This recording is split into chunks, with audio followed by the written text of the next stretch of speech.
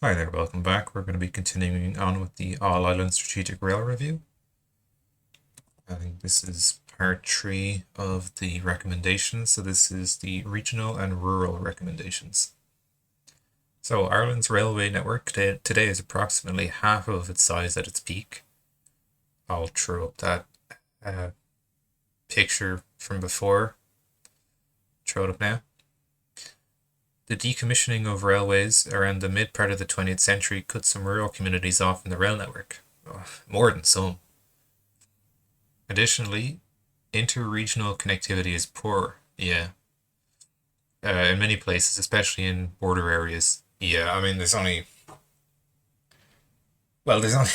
there's only one cross-border train, or even only one train that gets near the border, because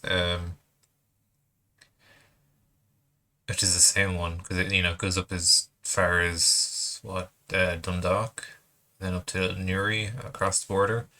But there's no other trains in Ulster. It is clear from responses to the public consultation that there is significant stakeholder interest in restoring abandoned railways and improving connectivity in poorly served areas of the island, particularly in the northwest and southeast. I think it showed before that like more than half the respondents um, to this survey or whatever it was that they were asked, uh, over half of them were from Northern Ireland and Donegal, which is considering the population spread of the island, that's a significant um, statistic. Public policy in both jurisdictions is increasingly recognising the need to rebalance the economy away from Dublin and Belfast to enable all parts of the island to prosper. I mean, yeah. So if you're thinking about it as like a two-state situation, then the Republic of Ireland, Dublin is the centre of the world, and in the north, it's Belfast. It's the only other real city up north is Derry, and it's not a very big city. Approach. So the review has considered options that aim to connect as many towns with populations of 10,000 or more to the rail network as possible. That's a good kind of metric to aim for. Um, I don't know how many towns there are with populations of 10,000 or more. I'd say there's probably a decent number. Um, of those that aren't already on the rail network. I don't know. I guess let's keep reading. We can look into it later if it's not. Oh, there is actually. Sorry, yeah. So these towns, including some in city regions that are out of the scope of this review, are shown in Figure 12. Okay, so we will have a look at that in a minute. This threshold reflects the level of population that this review considers necessary to generate sufficient demand for a viable passenger rail service. 10,000 is the threshold used by Ireland's national planning framework as a definition of a large town. Okay, it's pretty, yeah, that 10,000 is certainly a large town. And it is the threshold used by Northern Ireland Statistics and Research Agency as a definition of a medium town. Medium large town, I think 10,000 fits both of those pretty well. Directly connect each of the regions of the island of Ireland. These regions were defined in an earlier report prepared by the review and are shown in Figure 12. I guess we'll see that in the figure after this page. Improve intra-regional connectivity. Ooh. There are several missing links within the regions that could support important inner and intra-regional journeys. These are also represented in Figure 12. Figure 12 is going to have some juicy information. To achieve the aims outlined above, the review examined options for reinstating former railways and building new railways across the whole island of Ireland. Okay. Yeah. I mean, there are lines that aren't in use, but still, like the land would still be owned by Éireann Road Éireann, I guess, or the National Transport Authority. And some, I would assume there's still tracks in some areas, but they're just been left to rot. But you can just pull them up, put in some new ones, and it's, maybe do some earthworks and it's good to go. The review sifted these options and grouped them into 4 geographical regions: Northern Ireland, West Coast, South Coast, and North Midlands. I would assume that those align pretty closely to Ulster, Munster, Connacht, and Leinster. Shortlisted options were then assessed as packages, costed and appraised against review's goals and objectives. Okay. Some options were found to be unviable because they would not attract enough demand within the review's horizon to justify having a regular passenger rail service. In many cases, lower cost public transport options such as buses and coaches may provide a better service than a highly infrequent rail service. Yeah, you gotta be somewhat realistic. You can't, if there's a village of 500 people, you can't realistically give them a dedicated train station and rail line. I'm sure they'd love it and would use it, but it would be hard to justify the cost. They would be highly costly to deliver. This is especially the case for potential rail routes that cut through challenging terrain, which is common in coastal areas around the whole island. I mean, yeah, especially on the west coast, it's all very rocky, craggly peninsulas, fjords, I think, as well. There's a few fjords, islands, and then not even that many people live out in the west coast anyway. Linked to the cost, they would have a significant adverse impact on the natural environment. As an example, the review considered multiple opportunities for boosting connectivity to the northwest of the island, but ruled out options that would go through the Sperrins area of outstanding natural beauty. Furthermore, the review's assessment of the carbon impact of some packages of interventions found that some options might generate more carbon emissions through their construction than would be offset through attracting more people to the railway from less sustainable travel options. Yeah. I think I said it a couple of times in the last video. If you're trying to build rail to help the environment, as is the case here, because it's, the government is investing in rail because they're trying to meet climate targets. Also to connect communities, which is of course important, but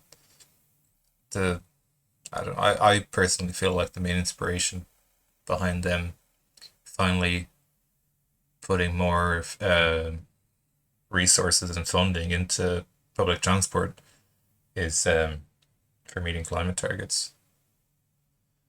Which I'm not complaining about. I think it's good, but I think it's possibly a slightly warped motivation.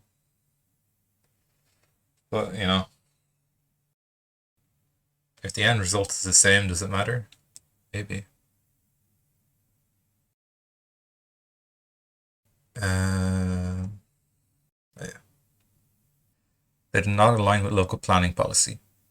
The review has not taken forward options to develop new railways that contradict the National Transport Authority's metropolitan strategies, Northern Ireland executive policies, or on alignments that local authorities consider to be better suited to alternative modes.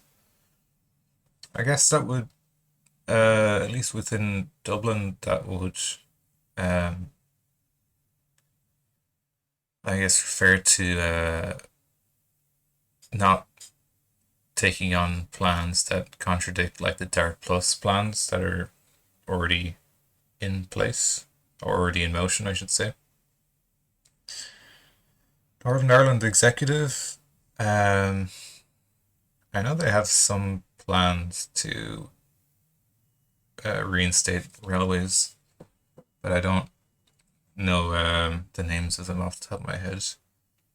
There's a good channel on YouTube called FundTheNINE, and he has some good videos about public transport kind of plans in Northern Ireland. I might put a link to his channel in the description.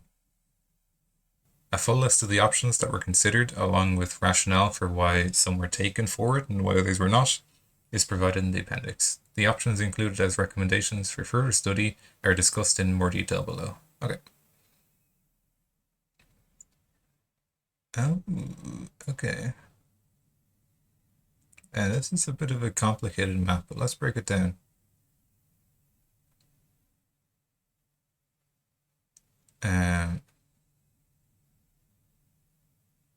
Actually, let's zoom out a little bit. So yeah, you can kind of see it's roughly in it's like the 4 provinces, but slightly more broken. The west here is obviously just Connacht. Midwest, southeast, southwest is Munster, a little bit of Leinster maybe. East, kind of Midlands, and like maybe half the North Midlands is Leinster. And then northwest, northeast, and maybe a little bit of the North Midlands as well is Ulster. But I think this kind of division here works a little better for the purposes of this review. So let's see, unconnected communities in the scope of this review. So these are towns with at least 10,000 people or more. And then regional connectivity gaps. So yeah, between Sligo and the northwest. Oh, this one here I've mentioned so many times. Sligo and Ballina, they're so close and yet they're so far away when it comes to rail connections. Claremorris and Athenry, that'd be a key line to connect up, and also Athengar or Athlone and Mullingar. Cavan, I mean, the way it looks here is it's like it's the center of the world. All roads lead to Cavan, or all new railways will lead to Cavan. So Dunshaughlin. Wow, okay, up here they're in severe need of a rail. I understand now why they proposed that line from Portadown to Derry. It's literally, it's a straight line, Portadown to Dungannon to Omagh to Strabane to maybe Derry or Letterkenny, or a little branch line out to Letterkenny. It's, yeah. Also, that proposed line would go through Banbridge. Patrick, I didn't see them mention it before, but it could benefit from a rail line. You notice in this that a lot of the pretty much all of the towns that are considered unconnected communities within the scope of the review, so they have more than 10,000 people, are in the north part of the island. Not just in Northern Ireland, but like Cavan, Letterkenny, and most of them are in Northern Ireland, but it's interesting that it's so disconnected up there. Oh yeah, I guess there's a lot of different factors at play, really. But you can clearly see this line is obvious to anyone really, like Portadown, Dungannon, Omagh, Strabane, Letterkenny, Derry, one or the other or both, and then just some kind of regional connections. It'd be nice if they had a little line going from like Omagh to Enniskillen. No, actually, what was the one they had before? It was like Portadown, Armagh, Monaghan, Cavan, down to like Mullingar. That would be a good route. And then maybe like a line from Sligo to Enniskillen, just to connect them. And then up to Omagh, so then you got like, oh yeah, that'd be deadly, wouldn't it? You go from Derry down to Omagh, down to Enniskillen, across to Sligo. You can go from Sligo to Ballina, down to Claremorris, down to Athenry, pop over to Galway if you want to go there, or you can head even further south down to Limerick, down to Limerick Junction, down to Cork. You could go from Derry to Cork without ever going through either Belfast or Dublin. And that would serve really well in decentralizing both jurisdictions, where Belfast and Dublin are the centers centres of their own little worlds. Yeah, it's a good map. Alright, next section then, Northern Ireland. The railway network in Northern Ireland is centred on Belfast and is mostly confined to the area east of the River Bann. Service patterns are reasonably frequent in the core of the network, with half-hourly services all day on lines connecting Belfast with Portadown, Bangor and Whitehead, and hourly services to Derry, Portrush and Larne. Enterprise services between Dublin and Belfast run approximately once per 2 hours. The existing network has several constraints, which reduce the quality of service. None of the network is electrified, and large portions are single track, particularly the lines from Whiteabbey to Derry and Downshire to Larne, along with the Dargan Bridge in Belfast. Level crossings in places such as Lurgan and poor alignment such as the line between Portadown and Newry limit speeds and capacity. Online upgrades are very challenging on some existing alignments, such as the coastal route between Derry and Coleraine. Congestion on routes into Belfast and Dublin also limits the speed and frequency of the enterprise service between the island's two largest cities. In addition to constraints on the existing network, its sparseness leaves many large settlements entirely unserved by rail. The west of Northern Ireland was one of the areas worst affected by rail closures in the mid-20th century, and large settlements such as Armagh, Cookstown, Dungannon, Enniskillen, Oman, Strabane have had no rail services for decades. There are also large towns further east with no rail access despite their proximity to Belfast, mostly in County Down, including Banbridge, Downpatrick and Newtownards. What's that, Newtownards? Newtownards? Given the large gap in the existing network and the number of large settlements currently unserved, there are many opportunities to enhance and grow the rail network in Northern Ireland. The review has considered improved intercity connections for Belfast and Derry, both between the two cities themselves and onwards to Dublin and Galway. Many regional and rural lines have also been considered that reconnect to larger settlements and restore regional links to the Midlands and the west of Ireland. Some of the options considered were found to have limited viability for rail within the horizon of the review. Physical constraints ruled out some options, such as the Sperrin Mountains ruling out Cookstown as a stop in a service from Derry to either Belfast or Dublin. In other cases, remoteness from population centres was the major factor, particularly for routes serving Enniskillen, where anticipated travel demand is unlikely to justify the cost of delivering rail services at this time. Rail services to locations such as Newtownards would function as commuter links to Belfast and thus fell outside the scope of the review. Okay. Future local and regional transport plans could consider how the wider Belfast public transport network can better serve these places. The review has identified several opportunities in Northern Ireland where rail is well placed to improve connectivity. These include restoring the Lorraine line between Derry and Portadown. This would link the large towns of Strabane, Oman, Dungannon to the rail network and greatly improve intercity connectivity between Derry and both Dublin and Belfast as an alternative to the indirect constrained existing route. Yeah, you can see here, like if you want to get from Dublin to Derry, I mean it makes sense, just head north as far as Portadown, but then you're heading east and you're heading north, and you're going all around the coast when you could just take a nice little direct route there and skip a lot of time. Reinstating the railway from Portadown to Armagh, Cavan and Mullingar. This would reconnect many towns to the network and boost connectivity between Northern Ireland, the Midlands and the West. Building a new direct line between Lisburn and Newry, together with a short tunnel for Adelaide to the Lisburn area. This would improve journey times and deliver much needed capacity on the Belfast-Dublin route, while also providing rail services to Banbridge and Dromore. Electrifying much of the network, which will contribute to decarbonisation and improve journey times on existing lines. Integrating bus and rail ticketing and timetabling. This would enable people in areas without direct rail services, such as Enniskillen, to seamlessly connect with the rail network for longer journeys. Okay. I mean, I think the biggest one would be the rail network between Derry and Portadown. And then secondarily, the railway from Portadown to Mullingar via Cavan and Armagh.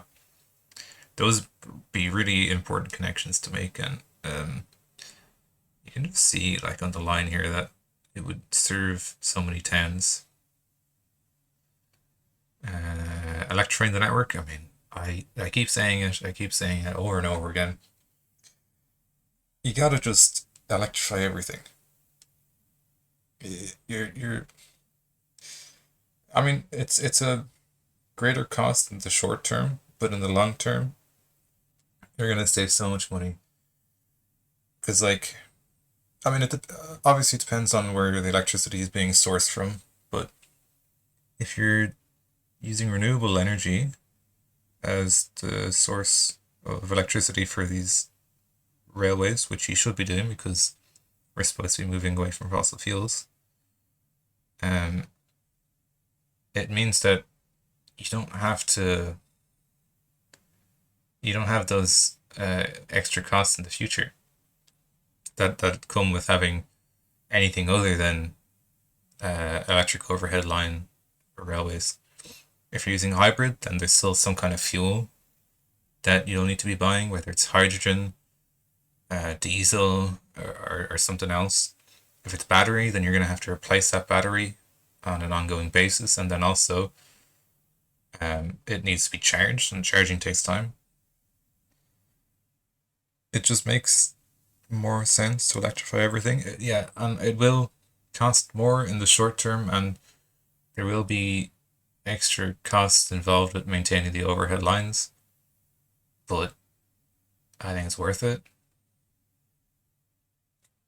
Integrated timetabling, yeah, that's good. Because yeah, I mean, yeah, as I said, Enniskillen, uh, it's not too near to anything. I mean, I think that they should maybe make a line from like Omagh to Sligo or something, but if they've determined that it's not possible to serve it by rail or not viable, then the least you can do is give them a bus, to another railway station and make it a seamless journey. West Coast. So, while many of the larger settlements along the west coast of Ireland are served with a railway network, these are along three distinct lines linking Galway, Westport, Ballina, and Sligo to Dublin without direct services between the main settlements in the region. Yeah. I mean, you can. Yeah, it's three different railways that all go pretty close to each other, but none of them are connected. And there's Athlone, but it's not a real connection.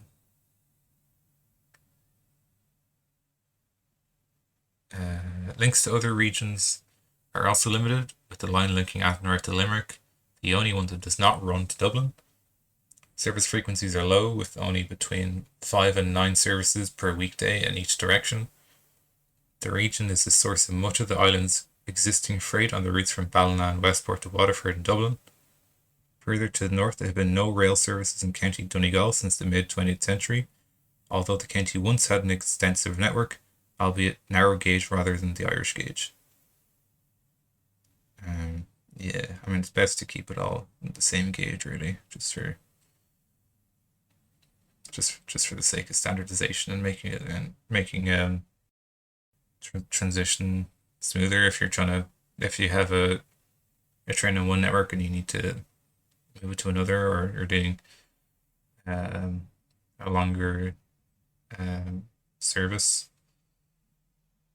if you don't need to change the gauge, it makes things a lot easier.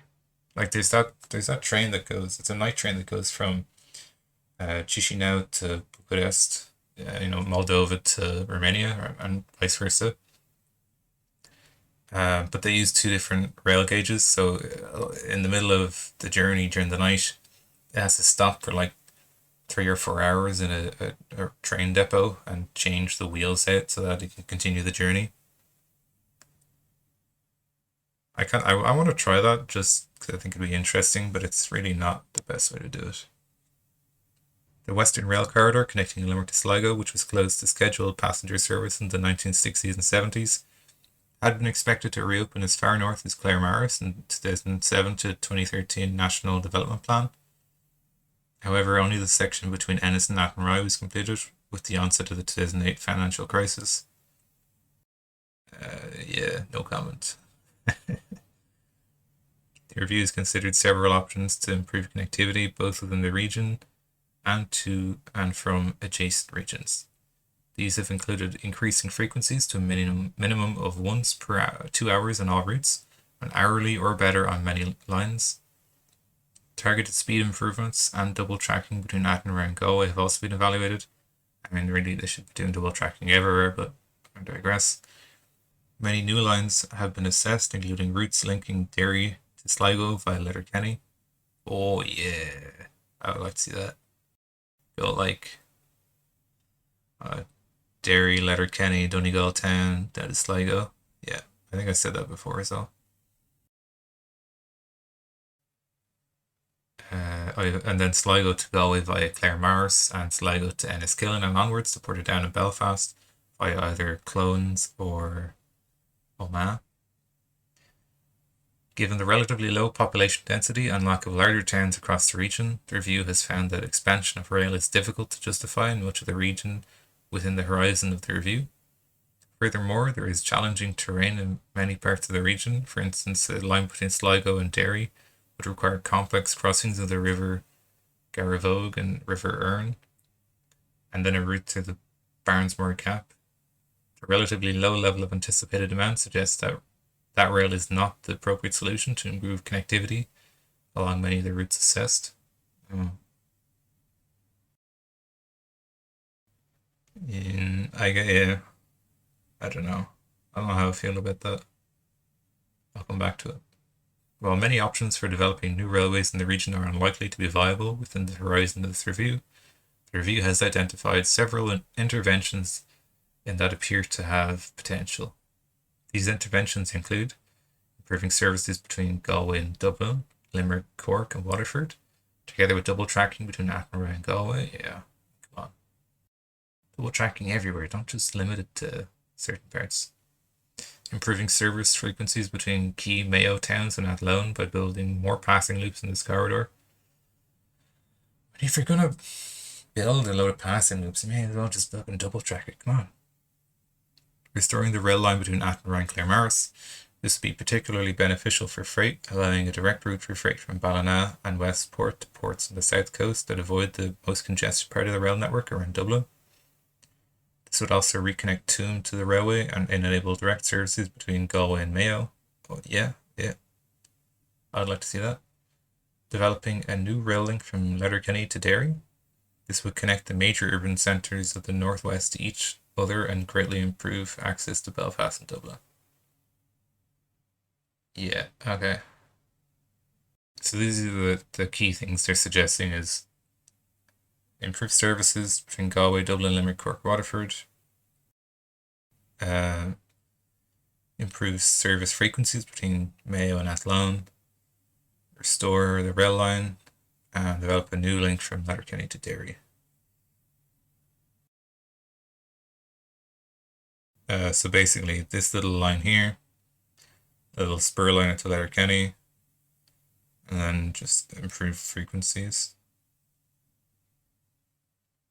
What was the other one? No, that was it. Okay. Not as ambitious as I was hoping, but they're all pretty. They're definitely needed, so I won't turn my nose up at them. South Coast. While the southwest of Ireland has relatively good connectivity to Dublin, the southeast is more isolated, and connectivity between the south coast cities of Cork and Waterford is poor. The southeast of Ireland is connected to the railway by a largely single-track railway that runs south of Dublin to Rosslare Europort via Wexford. The railway is intensely used by the Dart network up to Greystones. Between Greystones and Rosslare Europort, however, the railway is very lightly used by passenger rail services, around 4 to 5 trains per day each direction. The towns of Wicklow, Arklow, Gorey, Enniscorthy and Wexford, as well as Rosslare Harbour, are therefore poorly served by rail. Journey times from Rosslare Europort to Dublin are currently around 3 hours. Rail connectivity in the southeast has declined in recent years with the closure of the South Wexford Railway in 2010. Furthermore, the line from Waterford to Limerick Junction has only 2 services per day per direction. Wow, that's quite bad. And has many speed restrictions, hampering connections to Limerick and Cork. Yeah, wow. Certainly dual tracking is, of course, needed because most of that southeastern railway is single track after. Actually, I think it's after Bray, even like between Bray and Greystones, which is on the Dart line, is that part of single track. But then, yeah, that line from Waterford to Limerick is what, two services per day per direction. That's pretty bad.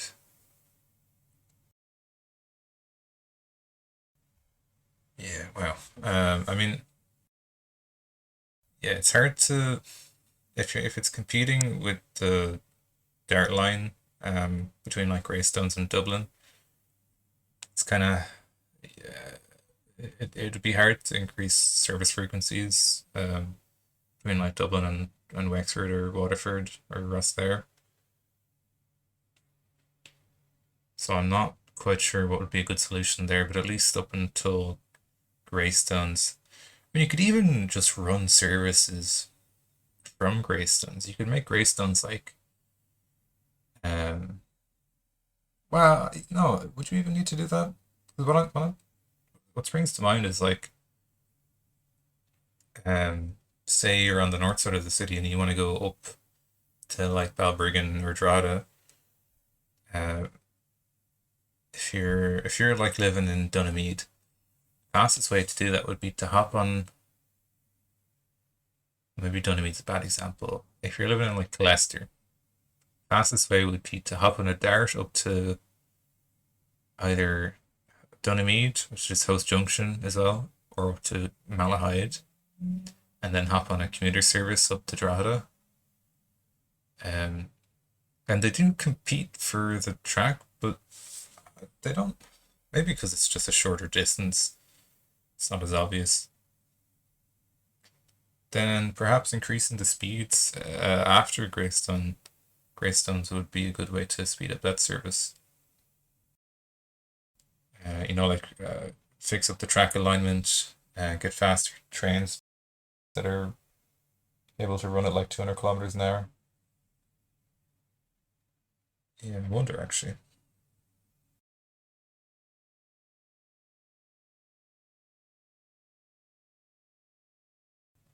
There are several constraints that make it challenging to improve passenger and freight access to the southeast. Much of the railway is single track, yeah, as I said, and then limiting opportunities to increase service frequencies. Rail alignments are poor. Okay, that's another thing that I mentioned they could improve on. Limiting opportunities to increase speeds. There are significant conflicts with DART services, particularly between Dublin and Greystones, and there are significant geographical constraints, limiting potential diversions, such as Braehead. Despite these challenges, there are opportunities for growing the role of rail in this region. Over 300,000 people live in County Wexford and County Wicklow. Rosslare Europort is growing following changes to trading arrangements between Ireland, the UK, and the EU. Yeah, I mean, kind of in the name, Rosslare Europort. It's it's the closest port to mainland Europe. Um, is it? Well, maybe it's the closest major port. Um, the review has considered interventions to enable faster and more frequent journeys between Rosslare, Europort, and Dublin, including adding passing loops, tunnelling through Braehead, developing a new railway along the M11 corridor, and building a new line for DART services along the N11 corridor. N11 or M11? They use both of them. It's confusing. A more direct route between Cork and Waterford was also considered, but found to be impractical due to the geography of this corridor. Uh, is it that? I don't know. I'm not a geologist. Many of these solutions would be very costly and are unlikely to be justifiable, as most railways in this region would not be expected to support more than 1 or 2 trains per hour in each direction. Really? I could see. Well, I would think that there would be more demand than just that. It appears that the best way forward for boosting connectivity in the southeast of Ireland in the shorter term is to introduce an hourly shuttle service between Waterford and the end of the Dart route in Greystones, while maintaining today's direct Dublin commuter services. Oh, okay, that's what I kind of mentioned before. Yeah, so like say if you're going up to Drogheda or Balbriggan or whatever, you're living in Colester, the train technically starts in like probably Conley or Pierce, but it's going to skip all the Dart stations, and then depending on the service, it may stop at Howe Junction uh, or Malahide as the first station outside of Dublin city centre. So then Malahide especially becomes uh,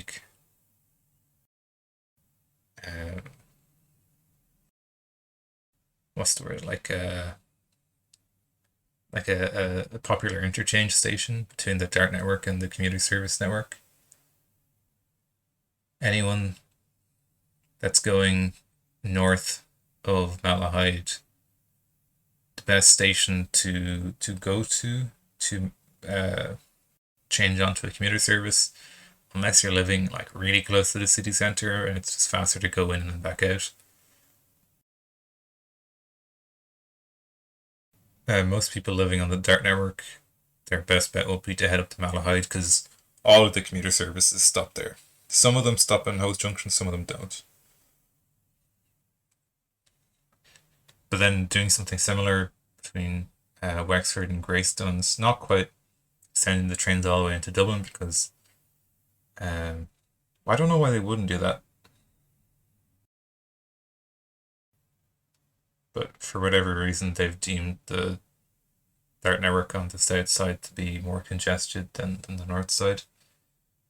Maybe there's, I don't know what, because at least the Dart network on the north side is just dual track, like Leicester, Harmonstown. It's all dual track, you know.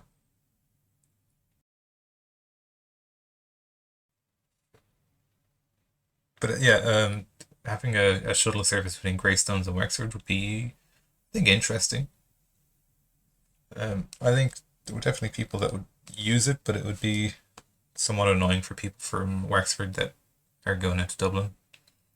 Then they speed all the way to Greystones and then have to get off and swap onto another commuter service or with the Dart service, which they would definitely need to increase the Dart capacity then to account for those extra commuters. Maybe even increase the size of Greystone Station depending on how many people are going to be there. Connectivity could be further improved by reinstating the railway between Waterford and Rosslare, including a chord curve to the south of Wexford and extending some Dublin-Waterford intercity services to a new station to the south of Wexford, O'Hanrahan, once the line between Houston and Waterford has been upgraded. With improvements to the intercity corridors described above, this would have reduced journey times between Dublin and Wexford by around an hour. This intervention would also support further development of freight services to and from Rosslare Europort. A map of these proposals is shown in figure 13. This is a very small map. Can I make it a bit... it's not any clearer by making it bigger. And you can see here anyway, good enough, the proposed local hourly commuter service between Greystones and Rosslare. And then there's that line that goes from Houston out to Waterford. Potentially a line here from Waterford to Wexford. Zoom back out a bit. Oops. Improving the Waterford to Limerick Junction line would also improve connectivity between the southeast and cities to the south and west. This railway could deliver significant benefits for freight services, which could access the northwest without needing to pass through Dublin or turn back at Kildare. Furthermore, installing a curve at Limerick Junction would enable trains to leave the Cork-Dublin line and join the Limerick-Waterford line, which would boost passenger rail connectivity between Cork and Waterford. I think I mentioned that in the last video as well. That giving freight an option to bypass a station that doesn't need to serve because it's not a commuter service, it's a freight service, would free up space on that line for other trains, passenger trains. Okay, so the North Midlands. Bisected by the border, the North Midlands region is centred on parts of counties Armagh, Cavan, Fermanagh and Monaghan. It saw large-scale closures to its rail network in the mid-20th century and today is entirely unserved by rail. It's quite a tragedy, really. This is, this is despite the region containing several large towns and being located relatively close to both Dublin and Belfast, the island's largest cities. The review considered the potential of rail to serve several functions within the region. One of these would be to connect communities within the region to each other and to their nearest major cities of Belfast, Dublin and Galway. Public transport and road connections within the region are often poor compared to other parts of the island, which impacts on its economic competitiveness. Large settlements such as Armagh and Cavan are within the commuting catchment of Belfast and Dublin, and restored rail links would have a beneficial impact on access to employment, third-level education, healthcare and international gateways. Given its central location, restored rail links through the region would also help integrate other regions across the island. The review considered direct services between Belfast to Galway that would link the west and northeast to each other in addition to connecting the communities along the way. Direct services from Belfast to Galway. Well, so, we'll see the map in a minute. Lines through the region would also deliver alternative freight paths to Northern Ireland that avoid the most congested parts of the network around Dublin, improving the reliability of both passenger and freight services across the network. The review has found that while anticipated demand within the review's horizon fell below the threshold for rail on some routes, such as from Clones to Sligo via Enniskillen, there is potential for rail in certain parts of the region. While true services from Belfast to Galway were not found to generate high demand towards Dublin and between Armagh and Belfast was sufficient to support rail services. Combined with the restoration of rail services on the line between Mullingar and Athlone, this line would greatly increase inter-regional accessibility across the northern half of the island. Belfast to Galway, that is a curious route. I'm not surprised that there's not a huge amount of demand for it, but it is interesting that they suggested it. Oh, okay, here are the recommendations. To deliver the regional and rural goals and objectives of this review, both governments should develop plans to develop the interventions shown in Figure 14 and listed below. Okay, we'll read them first and we'll have a look at the map. Number 8 then is to provide more direct services between Ireland's west and south coast, such as between Galway, Limerick and Cork. That'll be good. I mean, there's already the service between Galway and Limerick, but then a further service onto Cork would be good. Number 9, ensure regional and rural lines have at least one train for 2 hours at regular times and hourly services between Galway, Limerick, Cork and Waterford. Yeah, I think that's pretty reasonable. Hourly services between the main population centres and then at least one train every 2 hours in rural lines. Could even bump that up at peak times if there's demand for it. Increase line speeds to at least 120 kilometers an hour. This would deliver significant benefits for communities across the island. I think that's kind of the bare minimum, really. So you want to, it's great having a connection and everything, but you want it to actually be a viable connection. If the train's going along at a snail's pace, no one's going to take it. Upgrade Limerick Junction and the Limerick Junction Waterford line. This will support freight services between the South Coast ports, Foynes and the Northwest. With a core at Limerick Junction, it will support direct Cork-Waterford services. That's a strange sentence. Reinstate the Western Rail Corridor railway between Claremorris and Athenry. This will support freight and regional connectivity objectives in the west of Ireland. Then extend the railway into Tyrone, Derry and Donegal. Oh yeah. Reinstating the railway between Portadown, Dungannon, Omagh, Strabane, Derry and Letterkenny would connect the railway to many communities and support direct services between Dublin, Belfast, Derry and Letterkenny.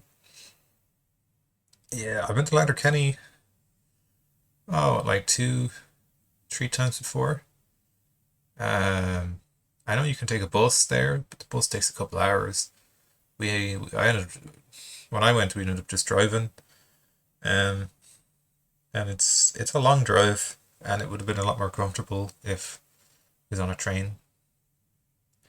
Even if it was slightly longer, I would have been okay with it. But that's just me. I just don't mind taking. I'm happy taking trains, even if it's a little bit slower. Reinstate the South Wexford Railway to boost connectivity to the southeast. Then develop the railway to boost connectivity to the North Midlands. Reinstating the railway between Portadown, Cavan, Mullingar, and Athlone would address several regional connectivity gaps. Oh, for sure. I mean, that would connect most of the North Midlands. Building a new link between Maynooth and Adamstown and dualling the railway to Mullingar would also add capacity to support services to this region. I mean, you know my stance. I want to dual track everything and then also do overhead line electrification on everything. Well, minimum dual track because some parts of the rail would need even wider tracking. But yeah, integrate bus services and rail service timetables to connect communities where direct rail access is unviable. Yeah, I mean that's a pretty good.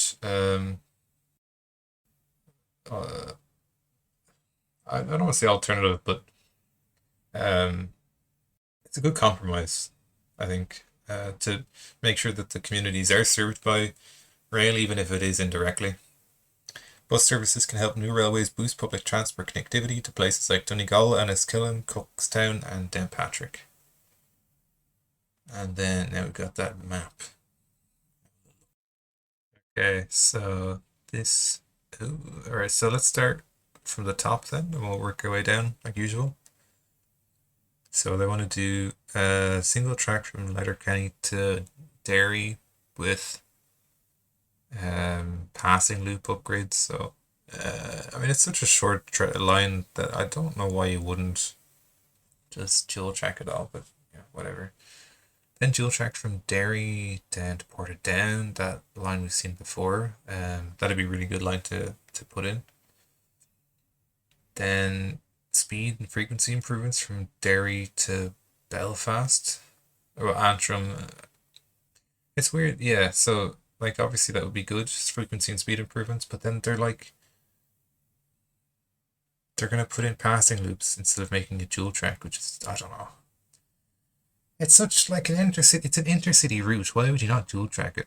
They're only dual tracking it between Antrim and Belfast, which is a bit silly. Anyway, then between Belfast and Portadown, some frequency and speed improvements. Yeah, that's pretty reasonable. Portadown to Mullingar, single track with loop upgrades. I yeah.